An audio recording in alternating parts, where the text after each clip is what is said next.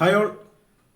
നമ്മൾ ഇന്നലെ പറഞ്ഞത് എന്താ വെച്ചെങ്കിൽ മാർക്കറ്റ് ഒരു കൺസോൾട്ടേഷൻ ആയിരിക്കും അല്ലെങ്കിൽ ഒരു ബിയറിഷ് സൈഡിലേക്ക് പോകും എന്നാണ് നമ്മൾ ഏകദേശം നോക്കിയതല്ലേ. അപ്പോൾ ഇന്നത്തെ രാവിലെ തന്നെ മാർക്കറ്റ് ഒന്ന് താഴേക്ക് വന്ന ശേഷം നല്ലൊരു അപ് ട്രെൻഡ് കാണിച്ചിരുന്നു.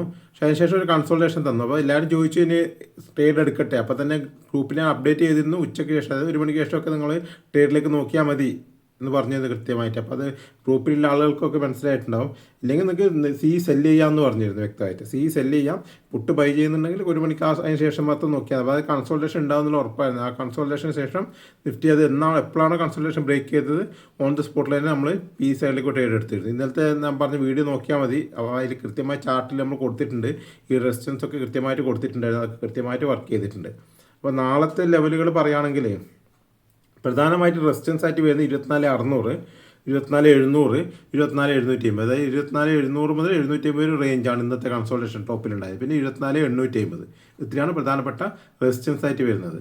പ്രധാനപ്പെട്ട സപ്പോർട്ടായിട്ട് വരുന്നത് 24,550, 24,470, 24,400, അതിന് താഴെ 24,350 ഇത്രയാണ് പ്രധാനപ്പെട്ട സപ്പോർട്ടായിട്ട് വരുന്നത്.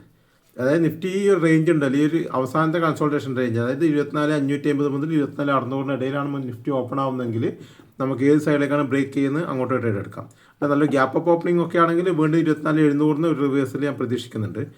ഗ്യാപ്പ് ഡൗൺ ഓപ്പണിംഗ് ആണ് 24,470 അല്ലെങ്കിൽ 470, 24,500 ആ റേഞ്ചിൽ നിന്ന് തിരിച്ചൊരു റിവേഴ്സിൽ പ്രതീക്ഷിക്കുന്നുണ്ട്. ഇതാണ് ഏകദേശം നാളത്തെ നിഫ്റ്റിയുടെ ട്രേഡിംഗ് പ്ലാൻ. എന്നാൽ ഈ എസ് പി ഐയൊക്കെ മാറ്റിയതുകൊണ്ട് അതിൻ്റേതായ എന്തെങ്കിലും ചെറിയ ഇഷ്യൂ കുറച്ച് ദിവസത്തേക്കും കൂടി ഉണ്ടാവാൻ സാധ്യതയുണ്ട്. അപ്പോൾ അതും കൂടി നമുക്ക് നോക്കാം. അപ്പോൾ ഞാൻ എന്ത് ചെയ്യാം, നാളെയും കൂടി എന്തെങ്കിലും മാറ്റങ്ങൾ ഉണ്ടെങ്കിൽ ഇന്ന് അറിയിച്ച പോലെ തന്നെ കൃത്യമായിട്ട് ഞാൻ ഗ്രൂപ്പിൽ അപ്ഡേറ്റ് ചെയ്യാം. ഞാൻ കൃത്യമായി പറഞ്ഞിരുന്നെന്ന് ഒന്നെങ്കിൽ സി സെല്ല് ചെയ്തോന്ന് രാവിലെ തന്നെ, അതായത് അവർ കൺസൾട്ടേഷനിലേക്ക് കടന്ന ഉടനെ തന്നെ. അപ്പോൾ ബൈ ചെയ്യേണ്ടത്, അപ്പോൾ അത് ബൈ ചെയ്താലും അവസാനം പ്രീമിയം കൂടിയിട്ടുണ്ട് എങ്കിലും നമുക്ക് 1 മണിക്ക് ഉച്ചയ്ക്ക് ശേഷം മാത്രം ബൈയിലേക്ക് കടന്നാൽ മതി എന്ന് പറഞ്ഞിരുന്നു. അപ്പോൾ അത് കൃത്യമായി എല്ലാം ചെയ്തുകൊണ്ട് എല്ലാവർക്കും നല്ല പ്രോഫിറ്റ് കിട്ടിയിട്ടുണ്ട്. അപ്പോൾ നിങ്ങൾ ടെലിഗ്രാം ചാനൽ ആരും ജോയിൻ ചെയ്തിട്ടെങ്കിൽ ജോയിൻ ചെയ്തോളൂ. അധികം മെസ്സേജൊന്നും ഞാൻ ഇടയില്ല, വളരെ 1-2 മെസ്സേജ് എൻ്റേതായിട്ടുണ്ടാവും. ഇങ്ങനെ പ്രധാനപ്പെട്ട കാര്യങ്ങൾ മാത്രമേ ഞാൻ പറയാറുള്ളൂ. അപ്പോൾ അത് മാത്രം നിങ്ങളൊന്ന് ഫോളോ ചെയ്താൽ മതി. ബാക്കി അവരൊക്കെ എല്ലാവരും കൂടി ഡിസ്കസ് ചെയ്യുന്ന കാര്യങ്ങളാണ്. അപ്പോൾ ഏതായാലും നമുക്ക് നാളെ നോക്കാം. എല്ലാവരും ടെലിഗ്രാം ചാനലും കൂടി ഒന്ന് ശ്രദ്ധിച്ചോട്ടെ നാളെ. അപ്പോൾ ഓക്കെ.